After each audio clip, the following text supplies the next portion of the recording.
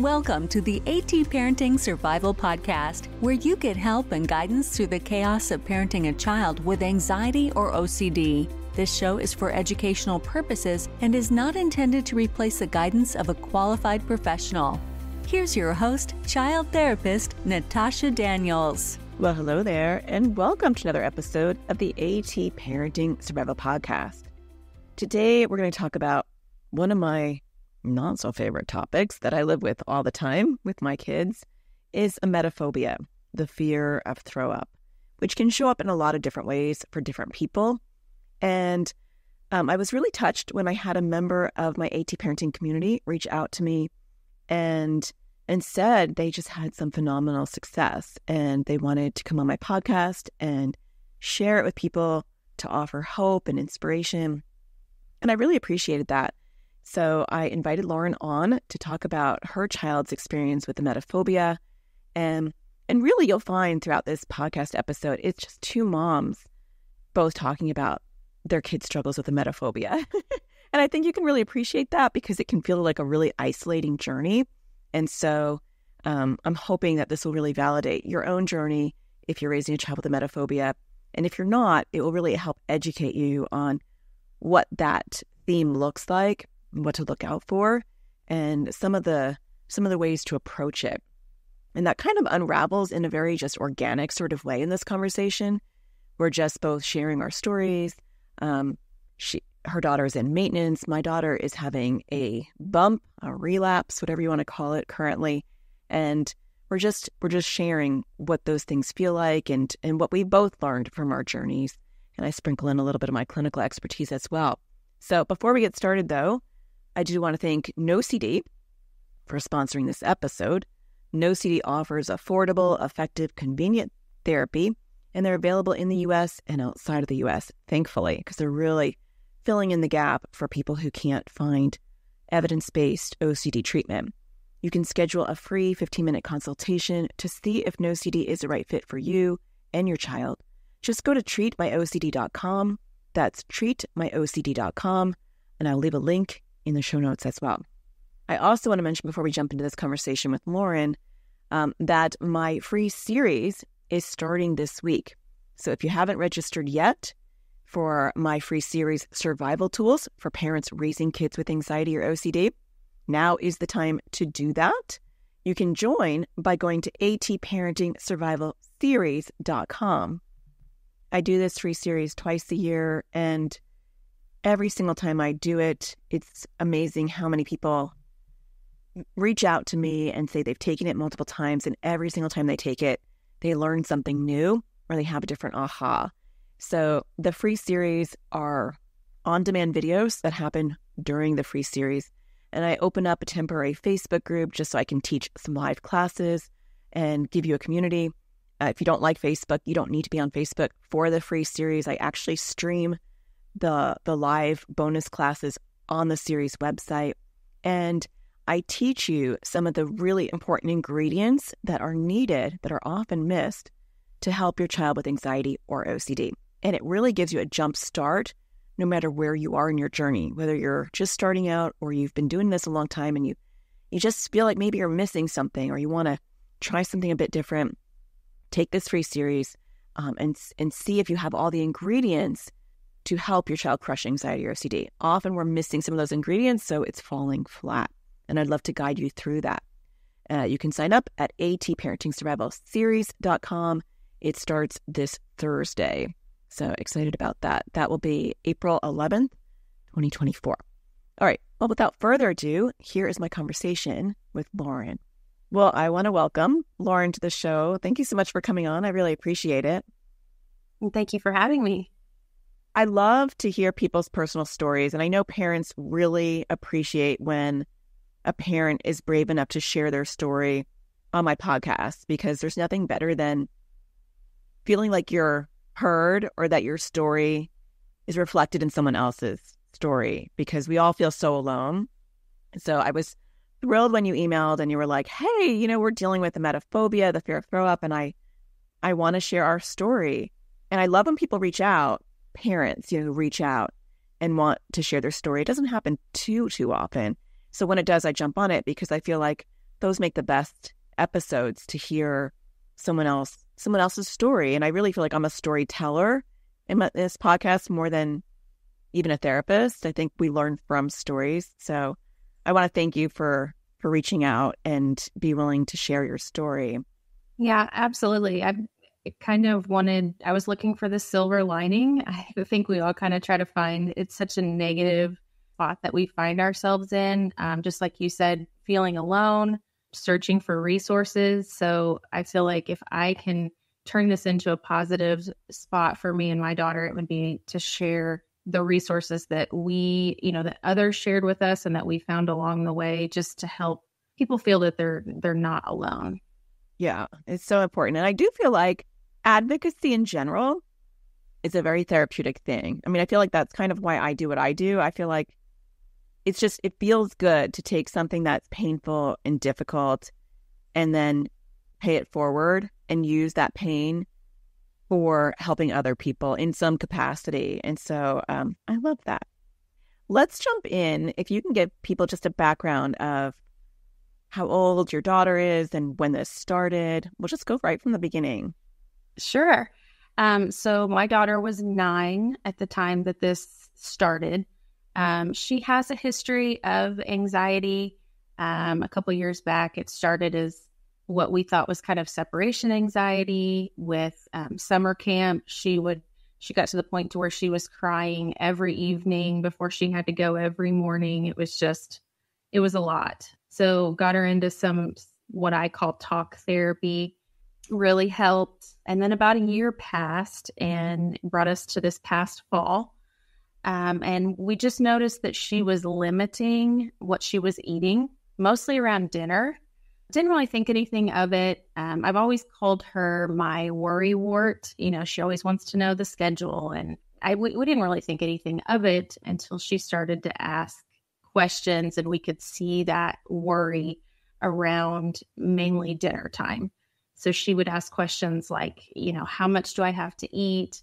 Do I have to finish it all? What are we going to eat? I mean, just so much worry that she had never shown before related to eating. So the more this went on, the more questions I started to ask. And she's very good about vocalizing her feelings and what's going on. So she was able to tell me in her words that she was afraid that she would eat too much and that she would, trigger warning, throw up. Throw up on here.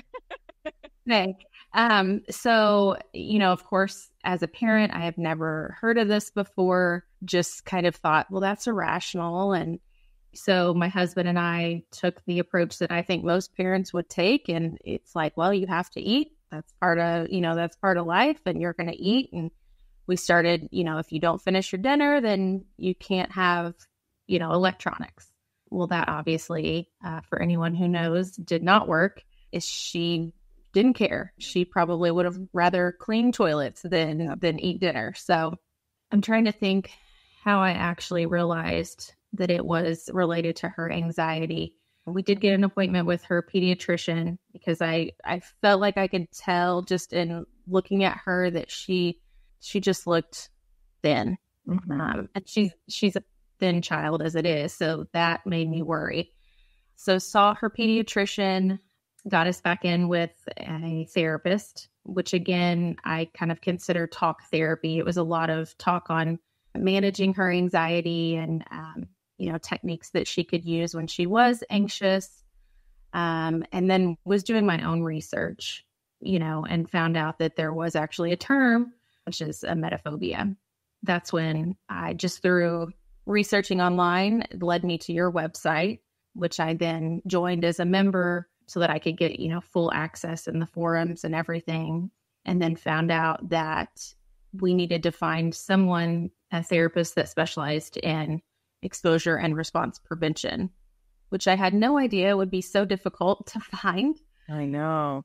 Yeah. So we actually were put on a waiting list at a clinic that's about 2.5 hours away from here, but they do virtual therapy. So through some talking with some close friends, there was a girl in my daughter's same grade that had went through the same experience, which of course, initially I thought that we were all alone and this was like an isolated, phobia.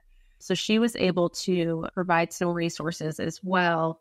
Dr. David Russ, if you're familiar with, he has a website that actually walks through some like challenge experiences related to ERP. So we basically did ERP at home on our own, which was challenging, but I can say that, we kind of turned it into, with the advice of a lot of your videos, to let her be in control. So she kind of, she would decide when we were going to do it, when we were ready to move on. We made it into kind of a reward system where she would earn tickets and then turn them in for prizes. And luckily she did, without going into all the details that I could get into, she was very successful with it. And by the time we got into her virtual therapist who was familiar with emetophobia and ERP, she was really at, the end or the top of her exposures, where we were really getting creative, with what we were doing and what she could tolerate. Yeah. And that's an incredible story of showing that being proactive and not waiting. I think so many parents just wait and they're like, I'm on a waiting list for a year or whatever, and there's nothing we can do until then. And getting the right tools, finding clinically sound support, finding that website, join the AT parenting community, had like a network of your own support to guide you through like evidence-based approaches for ERP. We're in the trenches. I mean, I'm speaking, I'm a therapist and a mom, but I feel like before I even created all these resources, I started to have issues with my own kids, and I realized this is a 24/7 problem. And ERP isn't rocket science if you get to the right evidence-based resources. That really, it's just systematically going through those exposures. And I mean, the nice thing about your story is that your daughter was really communicative, and so she was able to articulate what was going on, so that you weren't getting, like, a lot of emetophobia stories start at the GI doctor. We're looking for medical reasons because we don't know and our kids are not communicating. And so you're getting kind of stuck in gastroenterology appointments for a while before you're like, it's still medical, because it's the brain, but it's not in the stomach, or it's not a physical problem. It's emetophobia. And you luckily in your story, you got to bypass a lot of that experience and jumped right into the ERP. Yeah, her pediatrician did recommend initially, she put her on an antacid just to kind of help calm things down. She thought, let's try this first. She did mention, an SSRI if things didn't get better, which I was glad to hear. Not that I wanted to just immediately, put her on medication, but I was glad to see that her pediatrician was open to that, because I know sometimes that can be a challenge. So at which we did end up doing that, because her, it got to the point to where not only was she not wanting to eat, which we were worried about her losing weight, so her health, but her world was kind of getting smaller and smaller.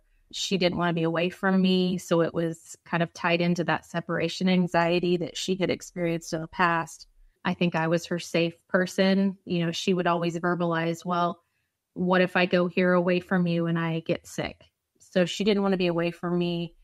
And then it started to where she was really not wanting to go to school. I mean, either she would wake up with a bellyache, or she was just afraid to go to school. And what happens if I get a bellyache? So at that point, I knew that we probably needed to add in the medication. I had somebody tell me once before that the medication kind of helps to quiet the noise so that you can concentrate on the therapy, which worked. So again, I didn't want to jump to the medication, but I knew that for her, I mean, things were just starting to get, it was affecting her everyday life. Yeah, emetophobia is a slippery slope. I have 2 kids with emetophobia, and they kind of show up differently. But, my son, who has ARFID, avoidant restricted food intake disorder, but one of his core fears is feeling nauseous or feeling sick. I mean, he's got quite a few of them, but that feeling that too full, and so restricting your eating is a component of his ARFID. And, he almost had to be G-tubed twice. And it's a very quick, slippery slope. My daughter is much more classic emetophobia, no ARFID, but it does start to restrict your eating. She's also on an SSRI, and I feel like that's key. That's like, it's like a diabetic needs insulin. I feel like her brain, like she needs an SSRI. The problem, I think, with emetophobia, it becomes a vicious loop.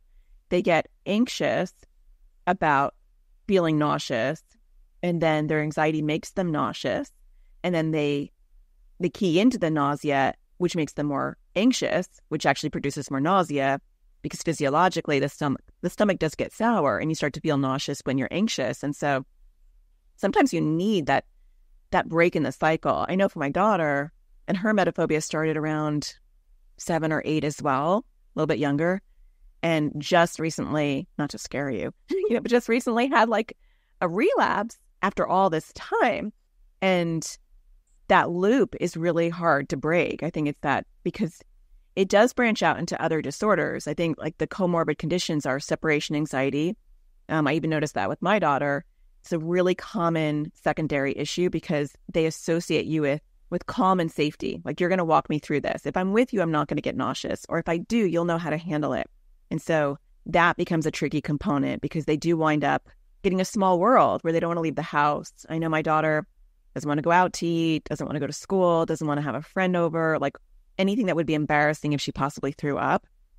And so that becomes really challenging. I know for her, and I'm not a psychiatrist, so just my caveat there, she's had to use hydroxyzine, which is an antihistamine, as a PRN, like an as needed, when she's really panicking and she's like, she'll physically be shaking and she can't. She mentally wants to do something, but she physically can't.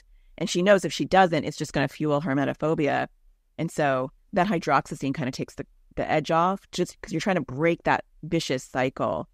And so, yeah, I think medication can be a component. Some people even use Zofran, like an anti-nausea, temporarily just to break that cycle, because the more they think I'm nauseous and now I'm worried about being nauseous and I can't do anything because I'm nauseous, or I can't eat because I'm nauseous, it's this vicious, it's a really scary vicious loop. Yeah.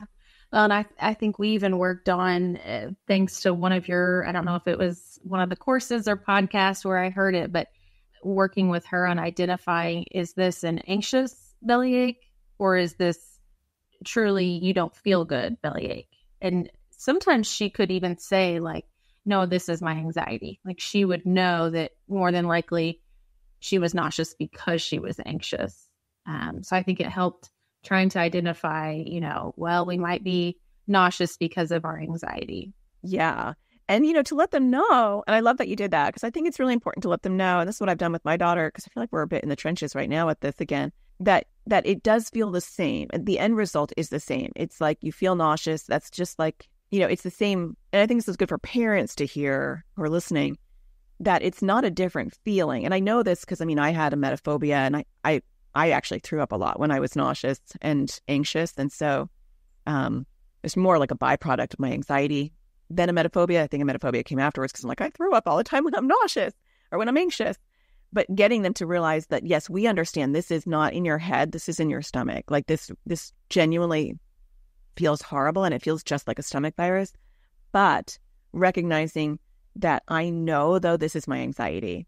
And the more I worry about this, the more I focus on it, and I'm waiting for it to go away, the longer it stays.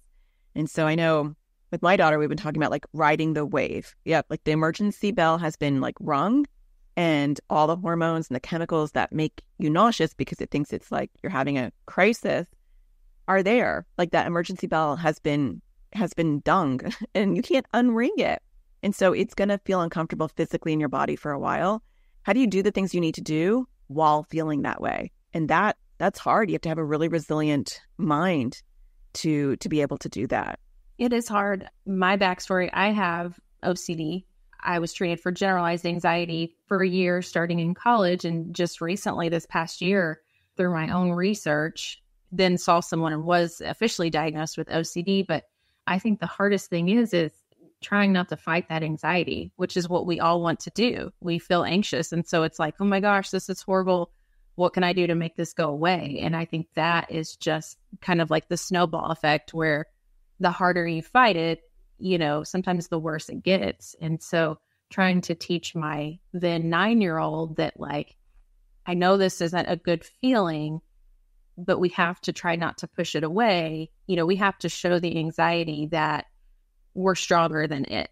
So, and like I said, I just learned that this year through research and therapy, that we have to try to continue on with our day and what we're doing, and let that anxiety just kind of be there. Because if we try to fight it, you know, then it grows bigger.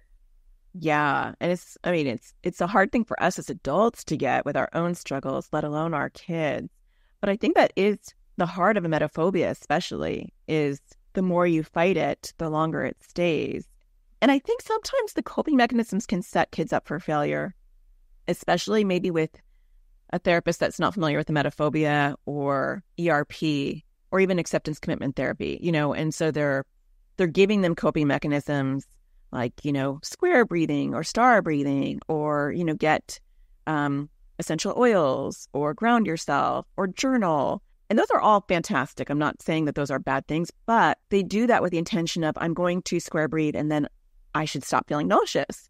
I'm going to put essential oils on and now I should stop feeling nauseous. And inadvertently, I think sometimes as parents and therapists, we convey that, like, these are the steps to do when you are feeling sick.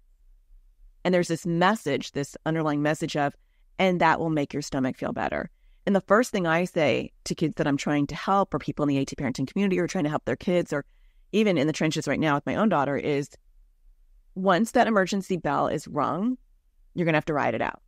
And while you're riding it out, these are things you can do to anchor yourself or to, you know, calm your nervous system. But the stomach is going to hurt for a while now, because it takes a while and I think if you've had your own personal experience with your stomach hurting because of your anxiety, you'll know it does. It takes, even if I'm not even anxious anymore, it will take a good 60 minutes for my stomach to start feeling better.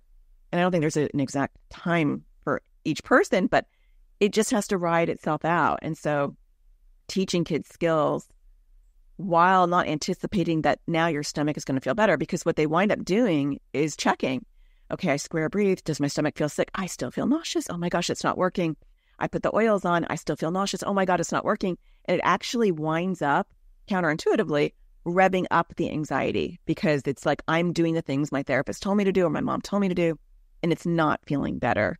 And so leading with, there's a false alarm that goes on in your body and it's going to make you feel nauseous. And your goal is to not stop doing the things that you need to do because of that. And that's going to be very tricky. Yeah, it is difficult. Just like you mentioned, checking, I do that. I find myself sometimes being anxious about being anxious, you know, having anxiety about being anxious, checking, do I feel anxious? And so, you know, do I feel anxious? And so it's like that I'm learned is actually a compulsion, you know, checking. Yeah. So it's hard to teach our little ones that, you know, not to do that. And you're bringing up a really good point of like how emetophobia can take off in different directions, whether it's separation anxiety or restrictive eating. Like, it does show up differently for each person. And, you know, sometimes it's very heavy on the OCD. Sometimes it's kind of just anxiety based. And so it can look different. But I do find, you know, in the OCD category, sometimes people start to avoid, you know, and start to overwash and check their food and avoid the words, avoid locations, avoid like lots of avoidance that become very compulsive. But it can also manifest in very different ways. I know from my daughter, you just kind of reminded me of that. It's actually become panic over panic, where really the emetophobia is a really small component. Like, it's lost, the origin story has been lost, you know, with her anxiety. And it's like, now because she's had emetophobia for so long, I feel like her brain is just like, it's back. And now I'm just anxious going to school, but I'm really not thinking about throw up. I just know that that's a public environment. And what if I get anxious there? Which really, when you go way down the rabbit hole, is still, I'm afraid I'll throw up, or I'm afraid she has sensory motor OCD too, but they're both about a lack of control. I might have an accident, which, I mean, she's 12, she doesn't have an accident. It's just totally irrational. Or I might throw up. Like, it's like I might lose control in front of other people. And now it's interesting because we were on an AT parenting community support group call, and a child was like, I have emetophobia, the fear of throw up. And I was like, emetophobia is really common. Like, raise your hand if you have emetophobia. I always do that, like on the support group calls, like try to look at the squares, like how many people are raising their hands, you're not alone. And she went like this with her hand, like, and I was like, that's so weird. After the call, I was like, actually, it might have been on the call. I was like, you don't think you have emetophobia? Like, what? Like, that's like your primary issue. It was just so interesting for me to see that. She wasn't even identifying it. And I talked to her later about it. And she's like, really, I'm just anxious about being anxious. Like, when we go out, she's very like, her mind and body, I think, are disconnected again at this point. And she's like, when I go out, I'm just really worried that I might feel panicky. But it's interesting because the core fear underneath that has always been, emetophobia. But I think we just get so far into our head. It's kind of like someone with contamination OCD. Eventually they forgot what ground zero was, and just, they know the couch is contaminated, but the couch wasn't the original contamination. And they don't even know what was contaminating the couch to begin with. They've been doing it for so long that they forgot what I call ground zero is. Like, where did it start?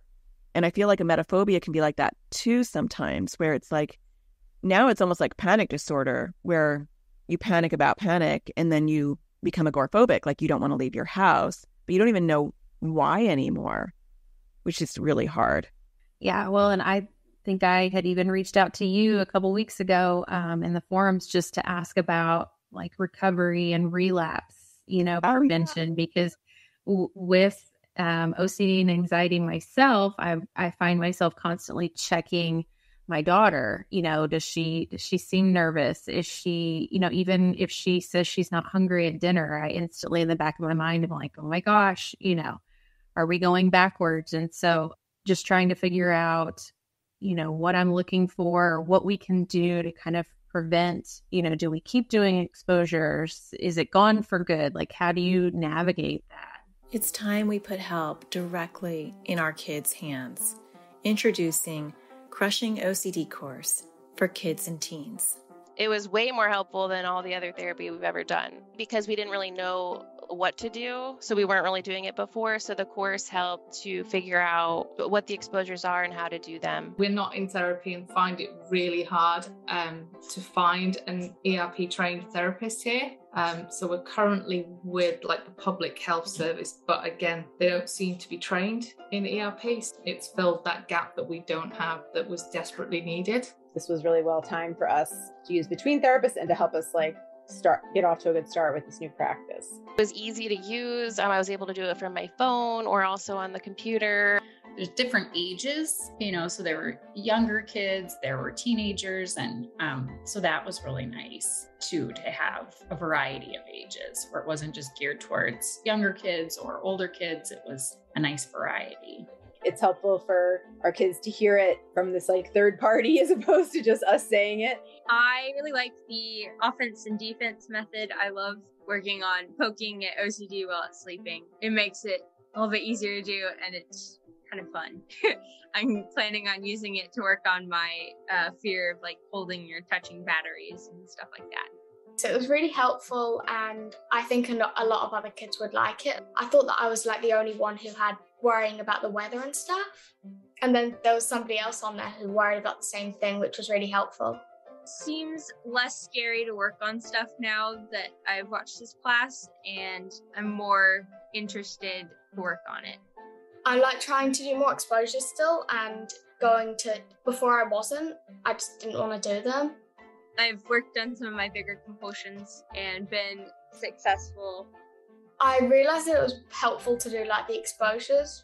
Before it was really, really hard. It's still hard, but it's helpful to know that I need to do them. Before there would be a lot of battles about it. So it is definitely less loggerheads. Really, really good course and super helpful. Definitely would recommend this. It's really easy to follow. It's nice bite-sized videos. I really like the worksheets that go along with it, and I think it's really helpful. To learn more about this course and register your child or teen, go to atparentingsurvivalschool.com. And I think it's really hard. I remember you asking that now that you bring that up. I remember the questions more than the people who asked me. I don't know if I told you that my daughter was having a relapse at the time. I can't remember. I don't think so. I don't think I probably wanted to mention that to you. Yeah, that's funny. I don't think that if I did exposures all the time in between her being 8 or 9 and her being 12, that this wouldn't have come back. And I wouldn't have wanted to be hypervigilant per se at that time. We did brave things. We always do brave things. And, other anxiety and OCD themes would come and go, and we would address those as they were popping up. But we didn't keep up with the emetophobia exposures. When she was 8 or 9, we did all the classic emetophobia exposures. I did them at home. She didn't really have, a therapist that was qualified to do it at the time. And I was like, okay. And I looked, but I was like, it was before PsyPact was a thing, where now I can actually find somebody in another state who has reciprocity. And so now she's seeing someone, thankfully, in Atlanta who's fantastic and does this all the time. But so we did the same thing that you did. I was just having her look at pictures and videos.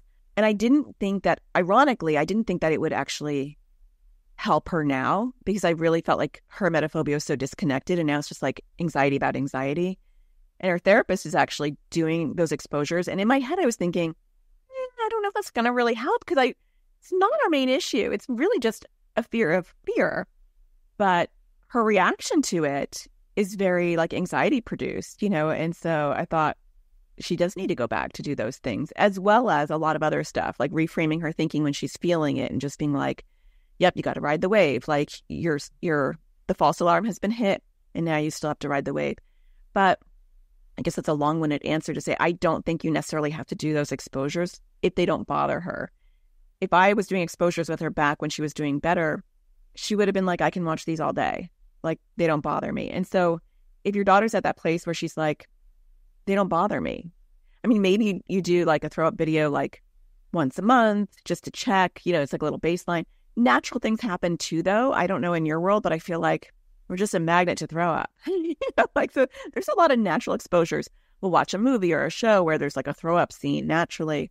We went traveling and her brother got food poisoning and he was throwing up all over the place, and our dog throws up. I just feel like there has been some natural exposure. So as a mom, I am watching those. I'd watch her reactions to those. And so I would suggest anyone who's listening, and to yourself too, when you're in maintenance mode, that you're not becoming oblivious, but you do want to celebrate and relax a little bit and just be like, I get my daughter back. I get a reprieve. I don't have to worry about this. But going on in the background is watching her dinners and just making sure she's eating, but not being so hypervigilant that she's off one day, she doesn't want to eat, and you're like, wait, what's going on? Is that your emetophobia? Because I think sometimes we can be too anxious with that. But watching those things, how does she react when someone throws up? I had a little early warning because she did respond really badly to her brother in the summer, getting really sick.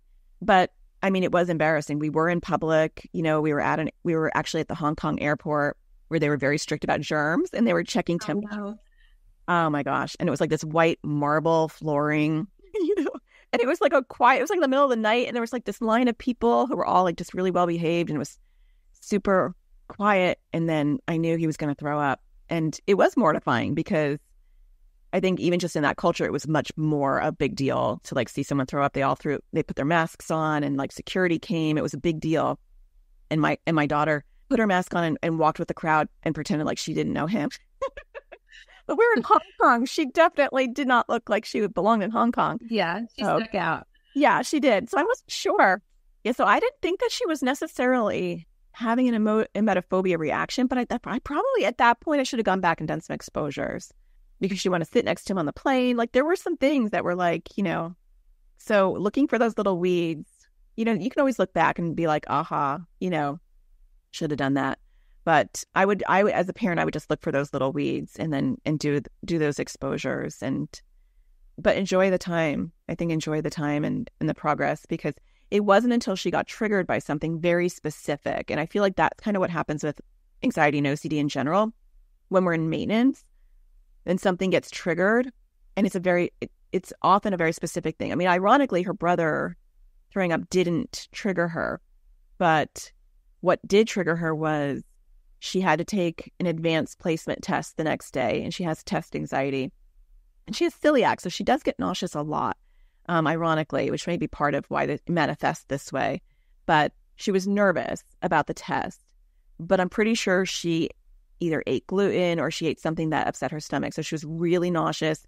and she doesn't normally throw up when she's anxious, and she did that night. And her brain was like, opportunity. It was just like, whoa, you threw up because you were anxious. What does that mean for any time you're anxious now? It means you have the possibility of throwing up. Because I think in her head, one of her like green thoughts was, I get anxious and I feel nauseous, but I very rarely throw up. I mean, I don't think she's only thrown up maybe once or twice due to anxiety. And from then on, it was like full blown again. Shaking, couldn't go to school, couldn't go to friends' houses, like having anxiety attacks all day. But we are probably like, just to add a little silver lining for this story for you, we're maybe a month out. We did increase her SSRI, and she's on hydroxyzine when she's really panicking, but her skills are all there. She's not starting from scratch. And that's what I was telling her even. I said, it may feel really bad right now, but you're not starting from scratch. Like, you have all your skills. You're not doing the things that you did when you were 8 or 9. You're not avoiding. You're not going to school. You're not avoiding eating in the lunchroom. Like, all the things that you did that took so long to get you to not do, you're already not doing. And so I think so much of it is psychological, of like cheerleading them when they hit the bump. And she's doing everything. We went on a trip. We just got back. And I was so nervous about the trip because she really started to get bad, like shaking going to school and like literally shaking before she could get out of the car. And I was just so proud of her for doing it.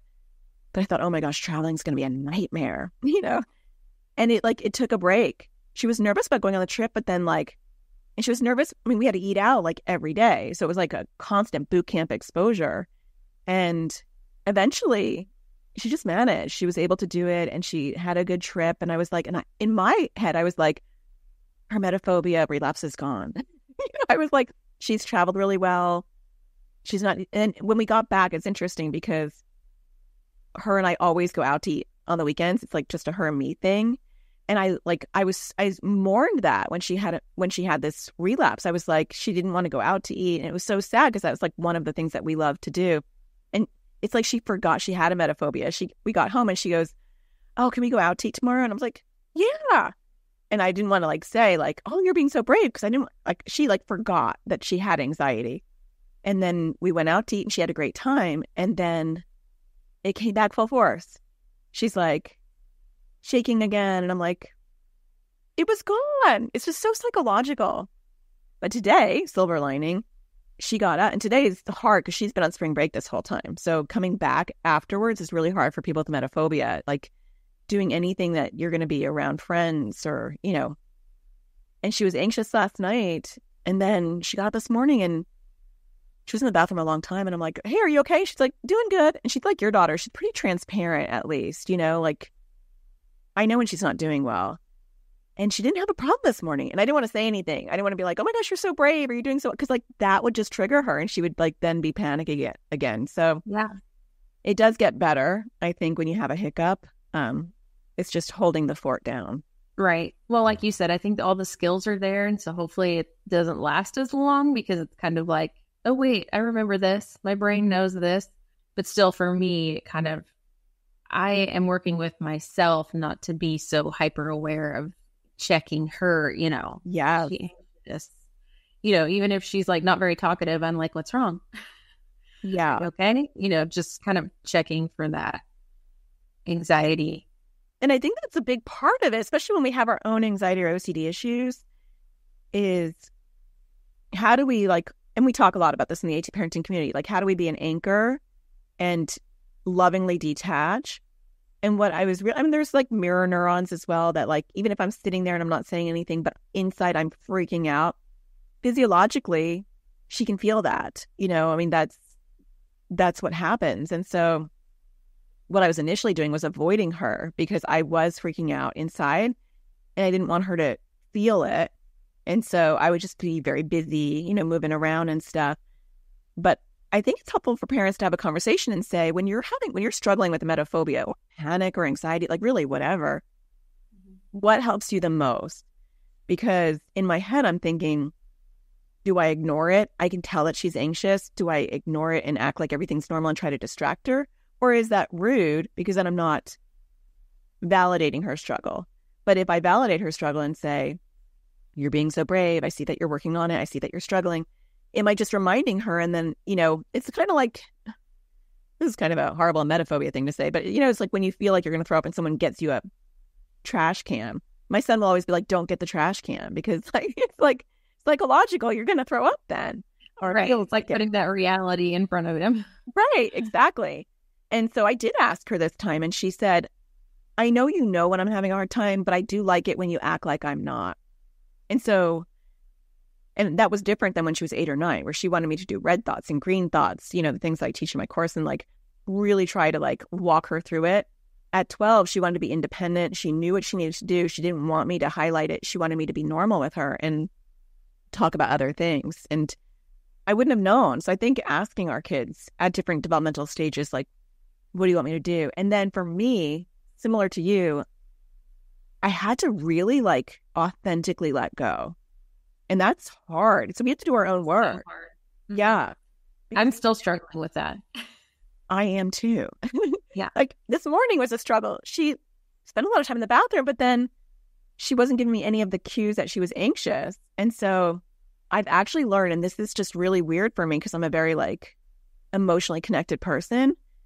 I have to be like, at this stage with her, I have to be like, this is your journey. And like, I'm not going to hold your anxiety with you. Like, I'm not going to hold it until you need something from me. And then I'm going to be there. And so I have to almost purposely do this because I don't naturally do it, like compartmentalize and just be like, what do I need to do today? I'm going to check my emails. I'm going to go make my coffee, and like not hyper focus on what tells she's showing me that she's anxious. And that's hard. That is really hard. Yeah, I think I've just got into such a habit, from when her emetophobia was really bad. I mean, it was constant. That's all I thought about was, how is she doing? How is she coping? Is she eating? Is she going to lose more weight? Are we going to have to, I was catastrophizing in my mind. So now trying to reel that back in, and to remind myself that like, she's fine. We've been there before. We have the tools. If it does come back, we can handle it. I have to remind myself of that daily. Yeah. I think it's hard. I think it is, there's so much individual work as parents that we have to do on this journey. And I think emetophobia is one of those big ones because it is so scary and they lose weight. And I think we get really good at reading those little cues that they're struggling, like hyper focusing on those and taking a step back and saying, what do I have to do today?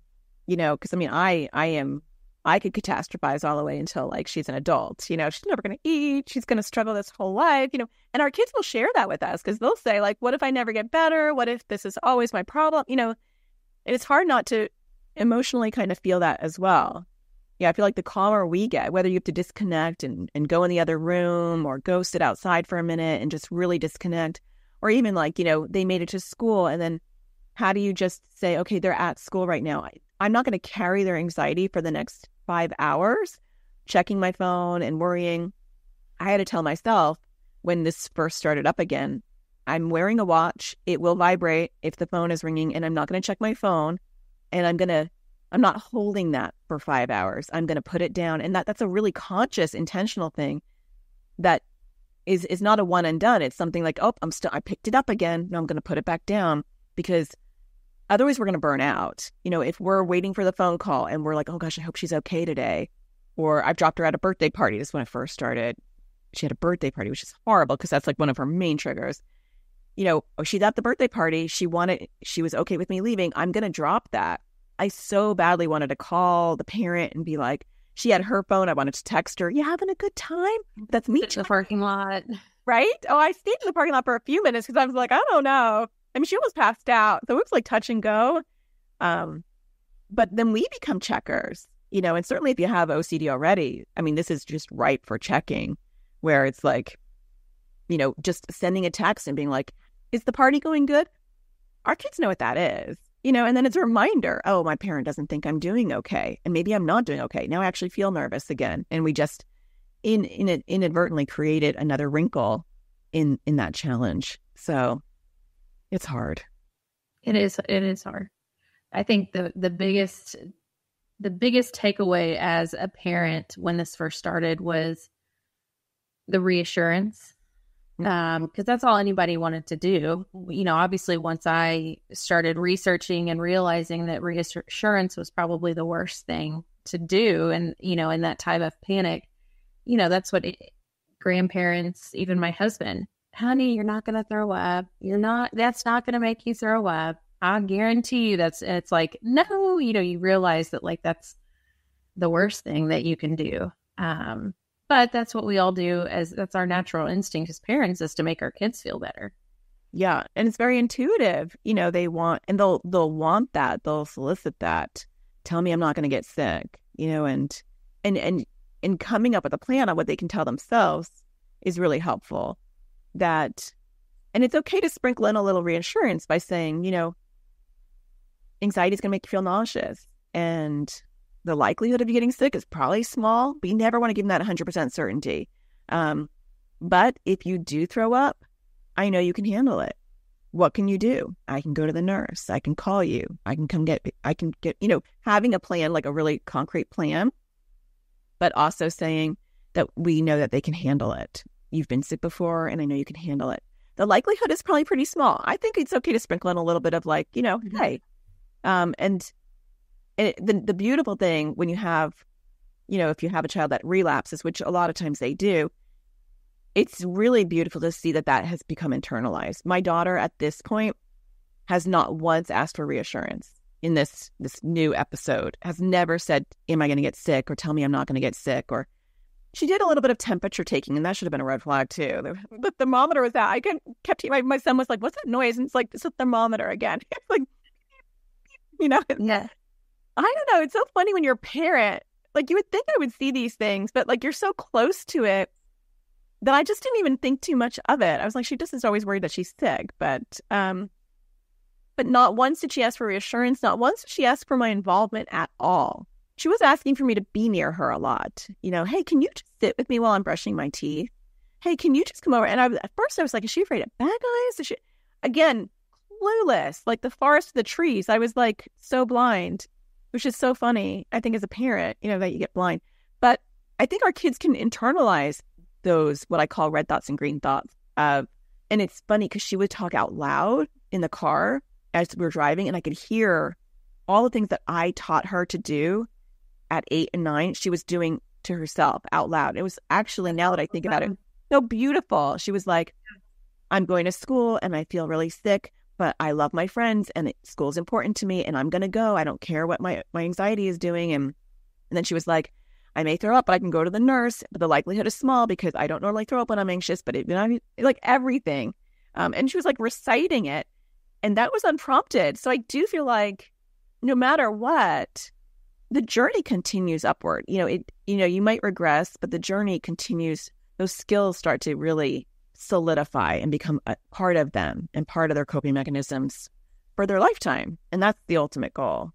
Yeah, that is the ultimate goal. As a parent, you want them to be able to manage, if you're not right there in the moment.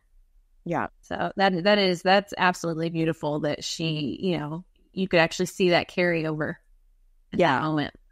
I think that is nice because I think sometimes we get so saddened by the relapse or by the bump that we forget to like look for those sparkles of they're using their skills. The skills are still there. They're accessible. I mean, I think unfortunately anxiety and OCD is a bit of a chronic condition and it can come and go. It can get triggered by new things. And as parents, we don't want to walk on eggshells and worry about the next bump because there will be bumps. But the goal is, are we preparing them? Are we giving them the skills? And then enjoying those quiet times in between, because they can go on for years and years. They may go on, for a really long time before they hit a little bump. And so that's something to celebrate. Yeah. For her, actually, her biggest fear, it came true over Christmas break. And I thought, oh my gosh, is this going to set us back? How is she going to react to this? And she handled it like a champ. It was a one-time, it was an isolated event, but she afterwards, I'll never forget, she said, I feel like laughing, Mom. And I said, well, why? And she said, because that just wasn't as scary as I thought it was going to be. And then the next couple days, she was like at night when it did happen, she was a little bit more, like you said, she was kind of didn't want to leave my side. And I thought, oh no, we're backtracking. But then after that, she, it really didn't set her back at all. So Yeah. sometimes I think that's a fear of if it does really happen, what's going to happen. Yeah. And it's so ironic because I feel like a lot of times when they actually get sick, they handle that fine. And then they go right back sometimes to feeling worried about getting sick. But it's data. It's something to file away of like, the worst case scenario did happen and I was able to handle it. And I feel like those, ironically, I feel like those experiences that kind of validate your worst fears, like throwing up in public or whatever it may be, is actually really helpful for emetophobia. Because even if it was a bad experience, you can still use that and say, but you got through it. Like, you're still here, you survived, it did end, it always ends, and you got through it. And so the worst case scenario is you have an uncomfortable moment or day, and then you move forward. So it does take the power away, I think, from emetophobia, which is much more like anticipatory versus actual. It's the anticipation of, the uncertainty of, can I get sick? And so I know a lot of times parents think, well, once they get sick, it's the worst exposure and they'll be over it because they're like, well, you actually got sick and you handled it. But it's interesting because it's like they'll pick right back up a lot of times with the emetophobia because it's more of the anticipation and the idea of it. But you use that. You use that as another tool in your toolbox of, remember, yesterday you did get sick. Like, yeah, it's already happened. And here you are. So it's just so funny. You survived. Yeah, it's so irrational. But, well, I appreciate you coming on and sharing your story. It's just so helpful to be able to chat with another mom who's going through that or has been through that. And I think it's also really uplifting for parents to hear where you were and then where you guys are, which is in maintenance. And that's a beautiful place to be.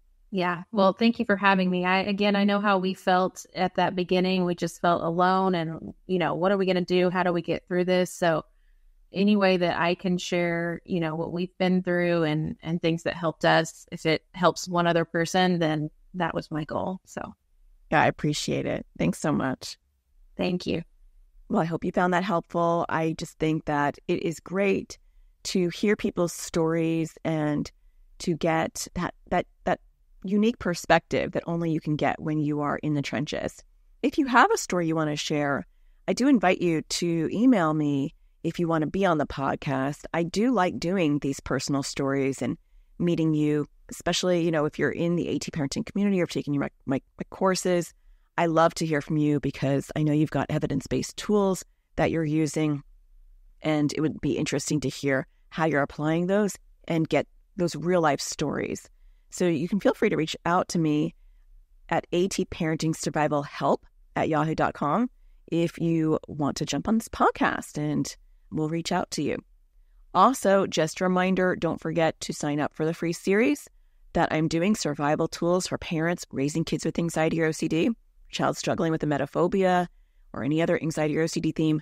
You're going to find all the important ingredients that's necessary for success in any of those situations. And I talk about concrete ways to build those skills, and you leave that series with new knowledge and new practical steps to apply at home, which I love because I don't like when I go to like an abstract webinar or something that's not concrete. I'm like, okay, but how do I apply that?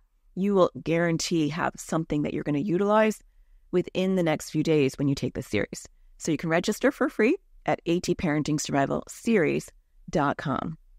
Also, if you've been enjoying the podcast and you find this really helpful, I love it when you leave a star or rate it wherever you're listening to your podcast. If you are able to leave a review and share your experiences with other parents, that greatly helps the podcast, and I appreciate that. I did get a couple of new reviews, so I appreciate those. I'm going to read one today, and I'll read one next week as well.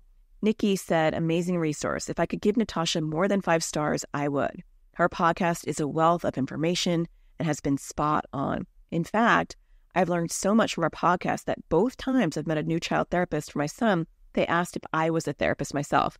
Spoiler, I'm not. I just learned that much from this podcast. Highly, highly recommend. I love that.